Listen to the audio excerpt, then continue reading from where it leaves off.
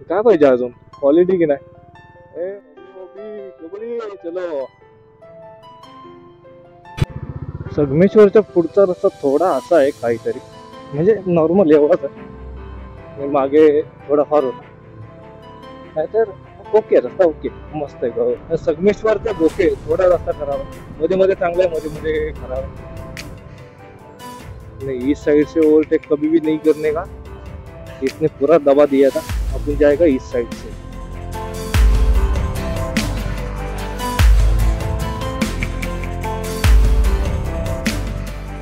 हे बघा आमच्या विठला देवीचं मंदिर.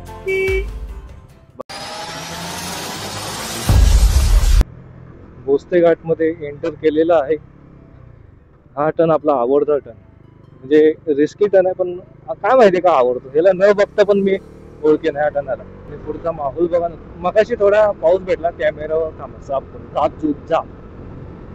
थोडा पाऊस, थोडा म्हणजे 2-3 थेंबे उरले असतील बस, बाकी काही एवढा विषय नाही. नाहीतर ओके. कसला आहे ना भोसले घाट. भोसले घाट म्हणजे आपण खेड मध्ये पोहोचलो.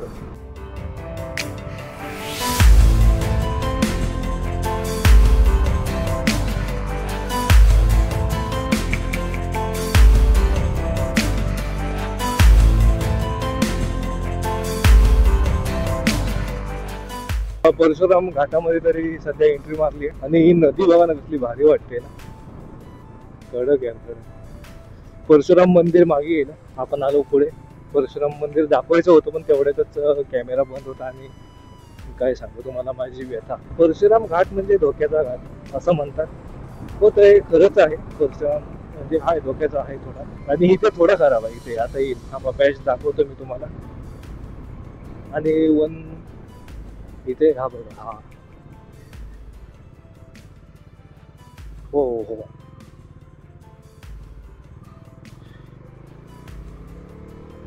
आणि इथून वन लाईनच चालू केली, बिकॉज ही खालची आहे ना त्या साईडची, दिवाळ कोसळले त्या साईडचं, त्याच्यामुळे खालचं फक्त चालू आहे. रत्नागिरी 143, लांजा 143. रत्नागिरी आणि लांजा एकच. हा, रत्नागिरीमध्ये देतात लांजा रे मेरी बबडी. कैसे होगा. हे बघा इथून पायऱ्या कसल्या भारी वाटतायत ना रे. भाई शप्पथ, पुढचा नजारा बघा ना भाई, काय क्वालिटी वाटतंय.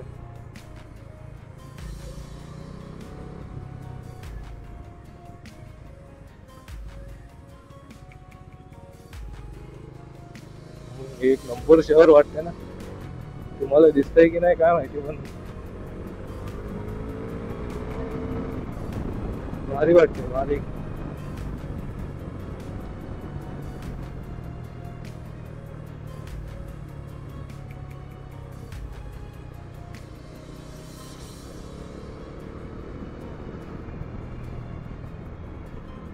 चला, परशुराम घाट उतरायला सुरुवात केली, आणि आता येईल चिपळूण येईल मस्तपैकी. भाई एवढं काय लोड करून घेऊन जात आहेत. उताराला पण 10-20च्या स्पीडने चालवत आहेत, म्हणजे विचार करा. आता एक धबधबा दिसेल, मी चालूच ठेवतो कॅमेरा. 2 मिनिटं थांबा, 2 मिनिटं थांबा. लेफ्ट हँड साईडलाच आहे, इथेच आहे. मला दिसला मागूनच थोडा किंचित. कुठे गेला रे. इथेच होता कुठेतरी, इथे इथे मध्ये खाचीत असेल.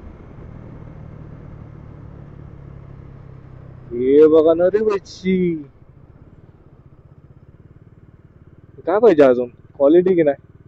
ए ओबडी ओबडी कबड्डी. चलो. मस्त होता धबधबा. परशुराम घाटामधला हा धबधबा आम्ही पहिल्यांदा बघितला. काय नजारा आहे भाई.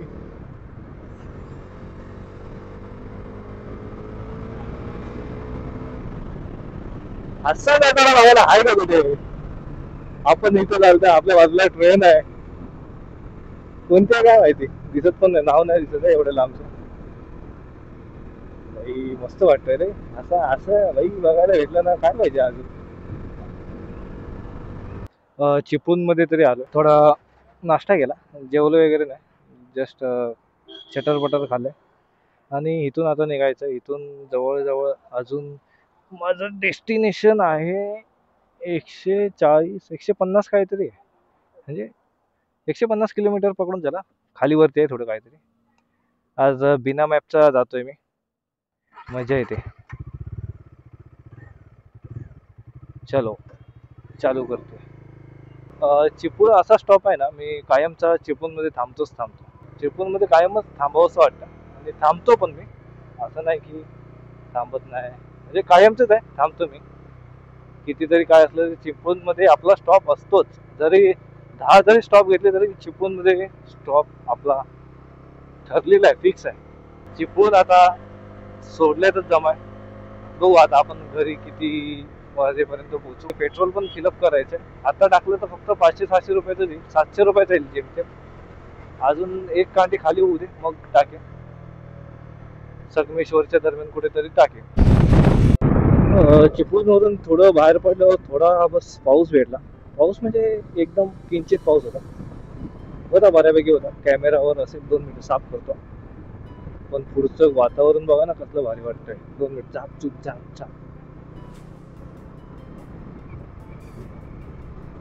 भारी आहे कडक.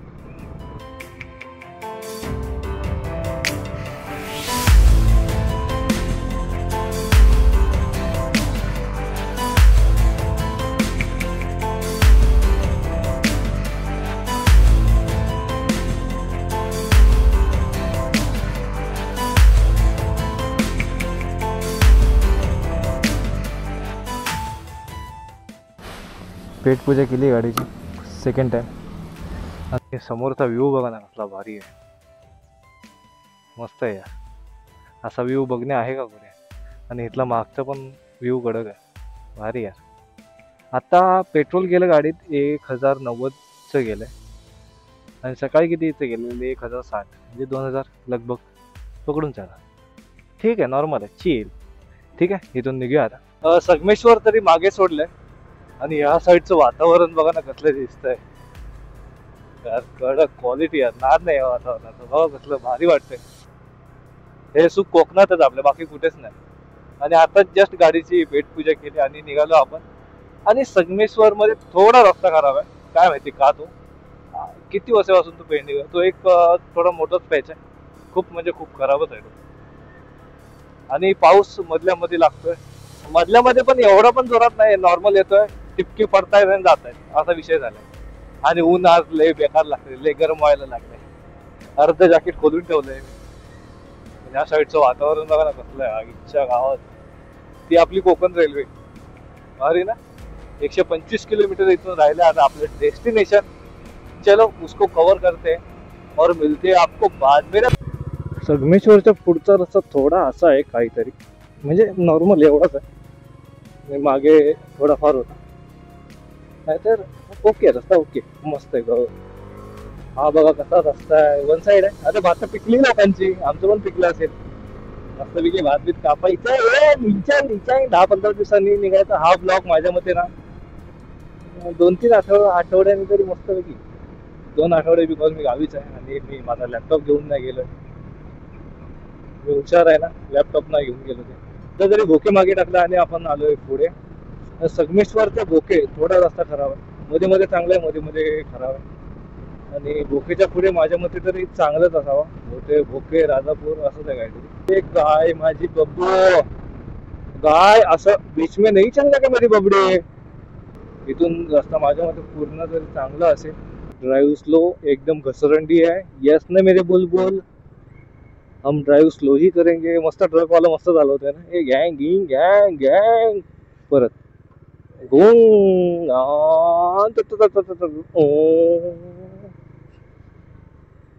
आईच्या गावात बघ कसला उतार आहे. जाऊ का मी जाऊ.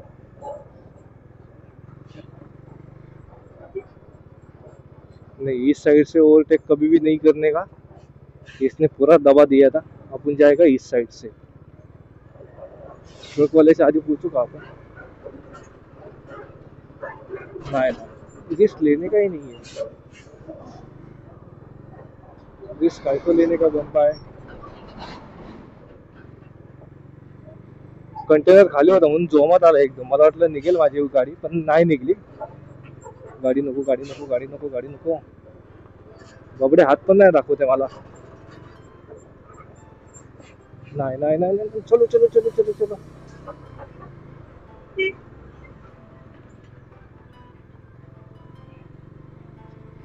चलो रे चलो. हाय थोडा बोक्यात पण रस्ता खराब आहे. पॅच आहे पॅच आहे हा बघा पॅच बोललो ना पॅच आहे नाही तर मस्त वगैरे रस्ता भारी आहे.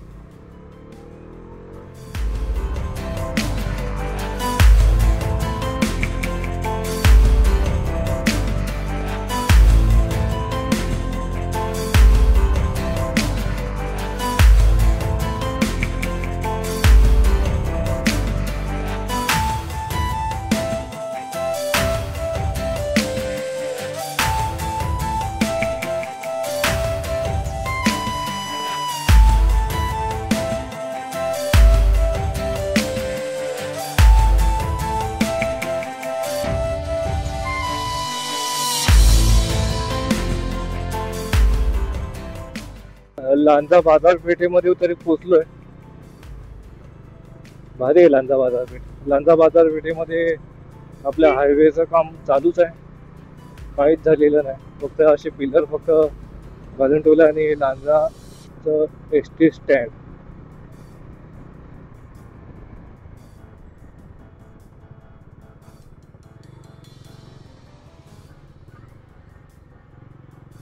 लांजाला तर लयच रस्ता खराब आहे. हा तो ब्रिजच्या खालून गेलाय ना. ह्या ब्रिजच्या खालून संगमेश्वर देवरुख मार्ग आहे. आपल्याला कुठून तो रस्ता दिसतोय ना तो खाली जातोय तिथून राईट मारावा लागतो. संगमेश्वर देवरुखला आपण डायरेक्ट पोहोचतो. या टायमिंगला आपण संगमेश्वर देवरुख मार्ग तरी नाही घेतला. आपल्या NH66 आपण नाही सोडला. डायरेक्ट राजापूरमध्ये प्रवेश तर झाला आपला मस्त आहे. आणि आता एक टोल नाका लागेल. यप्पा यप्पा चल भाई आलो. राजापुरात आलो. 2:14 झाले. राजापुरात येता येत. हे टायमिंगचं मला कोणीतरी ना मागच्या व्हिडिओमध्ये ना कमेंट केलेली की तू तुझा टायमिंग पण सांगत जा. थँक्यू भावा. अशा चुक्या सांगत बसा मी सुधारेन त्या. पण भारी वाटतं ते टायमिंग वगैरे सांगितलं.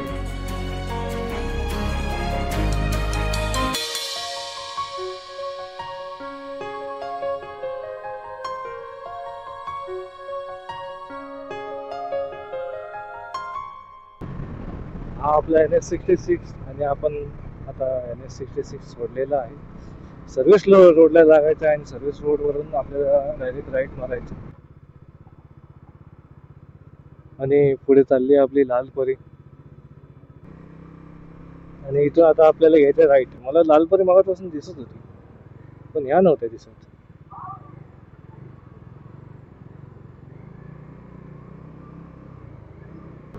हा चालू झाला आता आमच्या गावातला रस्ता.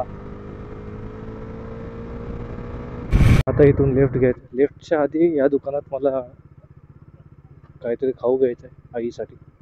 पान सुपारी वगैरे त्या टाईपमध्ये.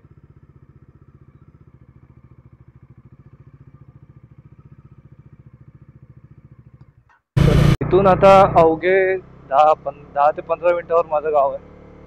म्हणजे माझं गाव म्हणजे गावातच आहे. आता मी आता माझं घर आहे 10 ते 15 मिनिटावर. ही आमची प्राथमिक शाळा.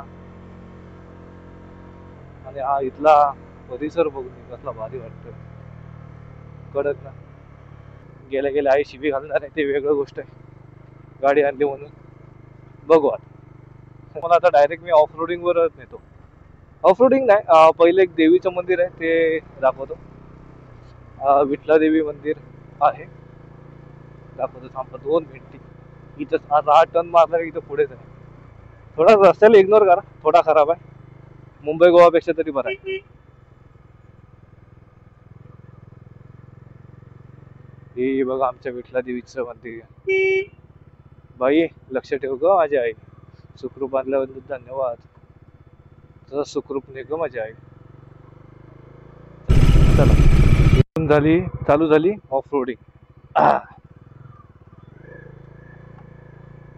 कशी ऑफ रोडिंग.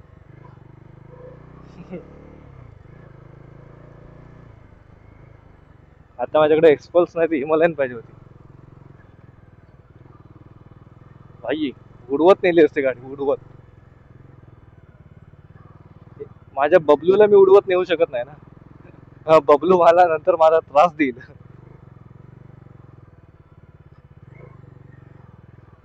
हो,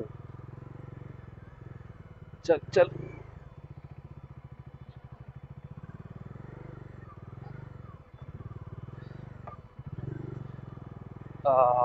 पायात गोळा आला रे. आय ग आय आय आय. चला, ब्लॉगची इथे सर्व शेवट करतो. आलो घरी, आई लागली वरडायला. बघू आता. भेटू परत एकदा नवीन एका कथेसोबत, नवीन एका ब्लॉगमध्ये. चलो, फिलहाल के लिए बाय बाय.